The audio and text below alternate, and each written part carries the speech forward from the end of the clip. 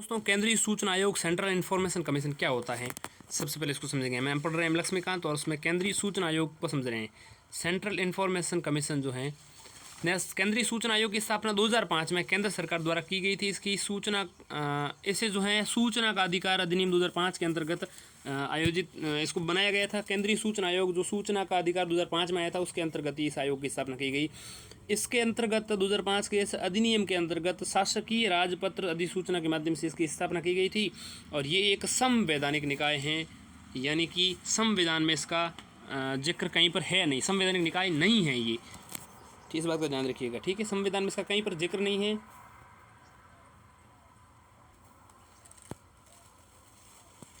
केंद्रीय सूचना आयोग एक उच्च प्राधिकार युक्त स्वतंत्र निकाय हैं जो इसमें दर्ज शिकायतों की जांच करता है, उनका निराकरण करता है। केंद्र सरकार एवं केंद्र शासित प्रदेशों के अधीन कार्यरत कार्यालयों, वित्तीय संस्थानों, सार्वजनिक क्षेत्र के उपक्रमों आदि के बारे में शिकायतों एवं अपीलों की सुनवाई ये केंद्रीय सूचना आयोग करता है।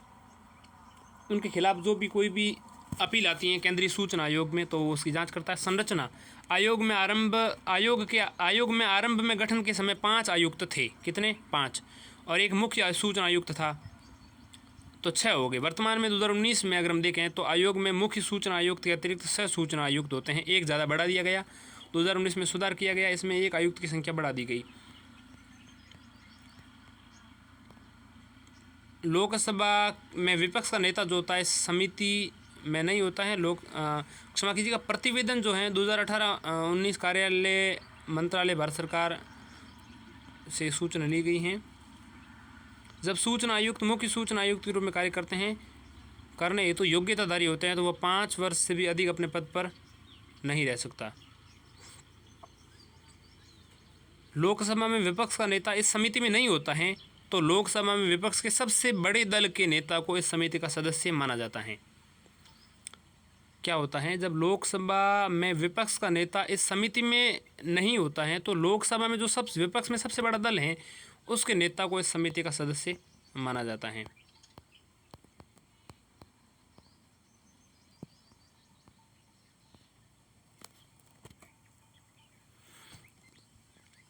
इन सभी की नियुक्ति राष्ट्रपति की एक सिफारिश समिति की सिफारिश पर की जाती है। ध्यान दीजिएगा, आयोग के सदस्यों की नियुक्ति जो है वो एक समिति की सिफारिश पर की जाती है। राष्ट्रपति करता है आयोग के सदस्यों की नियुक्ति केंद्रीय सूचना आयोग की। और वो समिति में कौन कौन होते हैं, तो समिति में एक तो प्रधानमंत्री होता है, लोकसभा में विपक्ष का नेता होता है और प्रधानमंत्री द्वारा मनोनीत कैबिनेट मंत्री होता है। तो 3 सदस्य यहाँ पर हैं। प्रधानमंत्री, लोकसभा में विपक्ष का नेता अगर नहीं है, मान लो,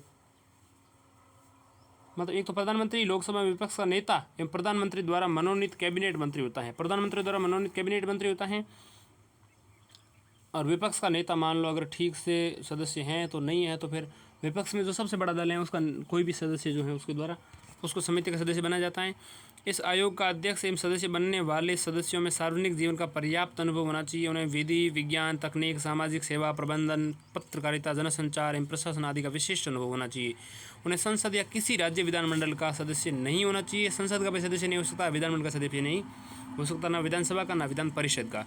वे किसी राजनीतिक दल से संबंधित कोई लाभ का पद धारण न करते हों, कोई लाभ का व्यापार या उद्यम न करते हो, उन्हें सदस्य तभी बनाया जा सकता है। ठीक है। समिति में सदस्य प्रधानमंत्री के रूप में समिति की सिफारिश पर की जाती है, जिसमें प्रमुख रूप से प्रधानमंत्री, लोकसभा में विपक्ष का नेता, 2 ये हो गए, एवं प्रधानमंत्री द्वारा मनोनीत कैबिनेट मंत्री होता है। एक कैबिनेट मंत्री, 3 सदस्य सिफारिश, 3 सदस्यों की समिति होती है और उस समिति की सिफारिश पर राष्ट्रपति जो हैं सदस्यों की नियुक्ति करते हैं। इस केंद्रीय सूचना आयोग के सदस्यों की नियुक्ति आरंभ में 5 आयुक्त होते थे, बाद में जो है एक सूचना आयुक्त के रूप में मुख्य सूचना आयुक्त के रूप में अतिरिक्त 6 सूचना आयुक्त हैं। मतलब वर्तमान में मुख्य सूचना आयुक्त के रूप में अतिरिक्त 6 सूचना आयुक्त हैं।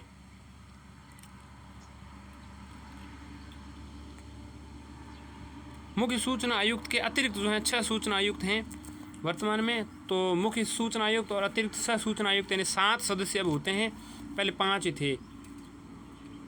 मुख्य सूचना आयुक्त जिनमें एक मुख्य सूचना आयुक्त होते थे, तो पहले 5 सदस्य होते थे, अब 7 सदस्य हैं। इन सभी की नियुक्ति राष्ट्रपति के द्वारा की जाती है। और समिति मैंने बता दी प्रधानमंत्री होने चाहिए, और प्रधानमंत्री के द्वारा कैबिनेट में से चुना गया कोई भी एक मंत्री और विपक्ष का नेता, तो 3 सदस्य ये सब समिति सिफारिश करेगी। और इसी समिति की सिफारिश पर प्रेसिडेंट यानी राष्ट्रपति जो है इनकी नियुक्ति करेगा। इस आयोग का अध्यक्ष जो है बनने के लिए शारीरिक जीवन का पर्याप्त अनुभव होना चाहिए, जैसे मैंने बताया, और उन्हें संसद या किसी राज्य मंडल का सदस्य नहीं होना चाहिए। वे राजनीतिक दल से संबंधित लाभ का पद धारण करने या व्यापार करने में कोई भी तरह से संलिप्त नहीं होना चाहिए। कार्यकाल और सेवा शर्तें देखें तो मुख्य सूचना आयुक्त और अन्य आयुक्त ऐसी अवधि जिसके केंद्र सरकार द्वारा निर्धारित की जाती हैं और 65 वर्ष की आयु दोनों में से जो भी पहले हो तब तक पद पर बने रहते हैं, उन्हें पुनर्नियुक्ति की पात्रता नहीं होती है। राष्ट्रपति मुख्य सूचना आयुक्त एवं अन्य आयुक्तों को निम्न प्रकारों से उनके पद से हटा सकता है। यदि वे दिवालिया हो गए हो, यदि उन्हें नैतिक चरित्रहीनता के अपराध में किसी संबंध में दोषी करार दिया गया हो राष्ट्रपति की नज़र में, यदि वे कार्यकाल के दौरान किसी अन्य लाभ के पद पर कार्य कर रहे हो, इसके अलावा यदि राष्ट्रपति की नज़र में वे शारीरिक मानसिक रूप से दायित्वों के निर्वहन में अक्षम हो, इसके अलावा यदि किसी लाभ को प्राप्त करते हुए जिससे उनका कार्य या निष्पक्षता प्रभावित होती हो, ऐसी स्थिति में हटाया जा सकता है। इसके अलावा राष्ट्रपति आयोग के अध्यक्ष एवं सदस्यों को सिद्ध कदाचार या अक्षमता के आधार पर पद से हटा सकता है। हालांकि इन मामलों में राष्ट्रपति मामले को जांच के लिए उच्चतम न्यायालय के पास भेजते हैं। यदि उच्चतम न्यायालय जांच के उपरांत मामले को सही पाता है तो राष्ट्रपति इस बारे में सलाह देता है और उसे उपरांत राष्ट्रपति अध्यक्ष एवं अन्य सदस्यों को पद से हटा देते हैं। मुख्य सूचना आयुक्त के वेतन भत्ते सेवा शर्तें केंद्र सरकार द्वारा निर्धारित की जाती हैं और सेवा काल के दौरान उनमें अलाभकारी परिवर्तन नहीं किया जा सकता। ठीक है। केंद्रीय सूचना आयोग की शक्तियां एवं कार्य। केंद्रीय सूचना आयोग के कार्य एवं शक्तियां इस प्रकार हैं। पहला, आयोग का दायित्व है कि वह किसी व्यक्ति से प्राप्त निम्न जानकारी शिकायतों का निराकरण करे। पहला, जन सूचना अधिकारी की नियुक्ति न होने के कारण किसी सूचना को प्रस्तुत करने में असमर्थता के आधार पर। इसके अलावा दूसरी, चाहिए गई जानकारी देने से मना कर दिया गया हो तो इसके अलावा उसने चाहिए गई जानकारी निर्धारित समय में प्राप्त न कर पाई हो तो यदि उन्हें लगता है कि सूचना के एवज में माफ़ी मांगी गई फीस सही नहीं है। इसके अलावा यदि उन्हें लगता है कि उनके द्वारा मांगी गई सूचना अपर्याप्त, झूठी या भ्रामक है। इसके अलावा सूचना प्राप्ति से संबंधित कोई अन्य मामला हो तो यदि कोई ठोस आधार पर कोई मामला प्राप्त होता है तो आयोग ऐसे मामलों की जांच का आदेश दे सकता है। स्वप्रेरणा शक्ति। इसके अलावा जांच करते समय निम्न मामलों से संबंध में आयोग को दीवानी न्यायालय की शक्तियाँ प्राप्त होंगी। इसके अलावा वह किसी व्यक्ति को प्रस्तुत होने पर उस पर दबाव डालने के लिए सम्मन जारी कर सकता है। मौखिक या लिखित रूप से शपथ देने के रूप में साक्ष्य प्रस्तुत करने का आदेश दे सकता है। किसी दस्तावेज को मंगाना अथवा उसकी जांच करना। इसके अलावा शपथ पत्र के रूप में साक्ष्य प्राप्त करना। इसके अलावा किसी न्यायालय का कार्यालय से सार्वजनिक दस्तावेज को मंगाना। इसके अलावा किसी गवाह दस्तावेज की जाँच के लिए सम्मन जारी करना। इसके अलावा यदि कोई मामला जो निर्दिष्ट किया जाए, इस मामले में शिकायत जांच करते समय आयोग लोक प्राधिकारी की नियंत्रणाधीन किसी दस्तावेज या रिकॉर्ड की जांच भी कर सकता है। ये सब का कार्य शक्तियाँ इनकी हैं।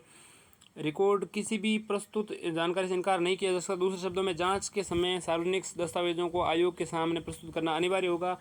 आयोग को ये शक्ति प्राप्त है कि वह लोक प्राधिकारी से अपने निर्णयों का अनुपालन सुनिश्चित करे। इसमें सम्मिलित हैं वह अनुपालन करने के सम्मिलित क्या क्या हैं। आयोग के अनुपालन जो है, आयोग को इस शक्ति प्राप्त है कि लोक प्राधिकारी से अपने निर्णयों का अनुपालन सुनिश्चित करें। वह अनुपालन करवा सकता है किसी भी लोक अधिकारी से। पहला, किसी विशेष सूचना तक पहुंच के रूप में।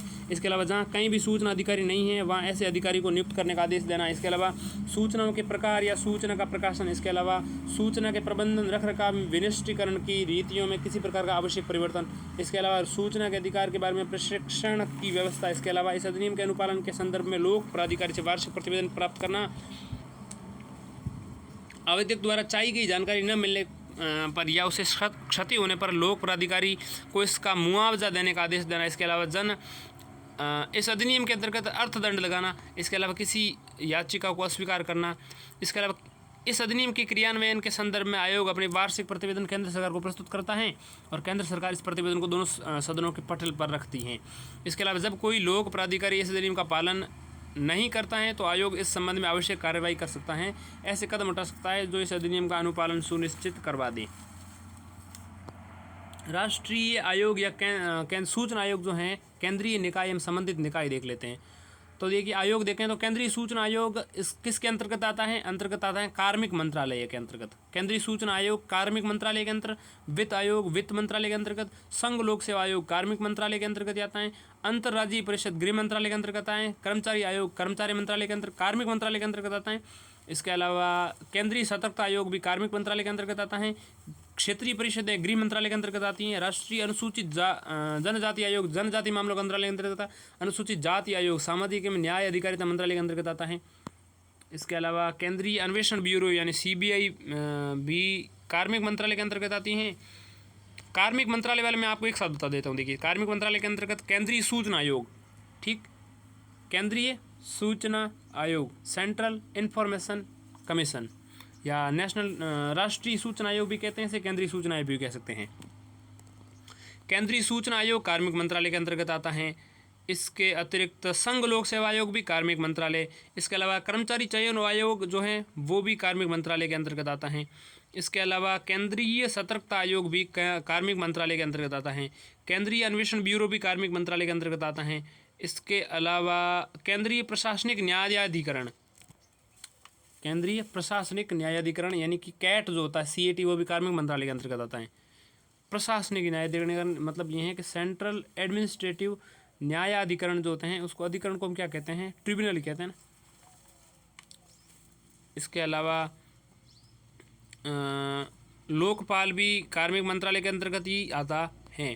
तो ये तो सब कार्मिक मंत्रालयों के अंतर्गत आने की बात हुई। अब वित्त मंत्रालय के अंतर्गत क्या आता है? एक तो वित्त आयोग आता है, ठीक, अंतर्राज्यीय परिषद गृह मंत्रालय के अंतर्गत आती है, और जाति आयोग वाला राष्ट्रीय अनुसूचित जाति आयोग SC आयोग जो है वो नेशनल SC आयोग जो है वो सामाजिक न्याय और अधिकारिता मंत्रालय के अंतर्गत आता है, और जनजाति आयोग जो है जनजाति मंत्रालयों के अंतर्गत आता है।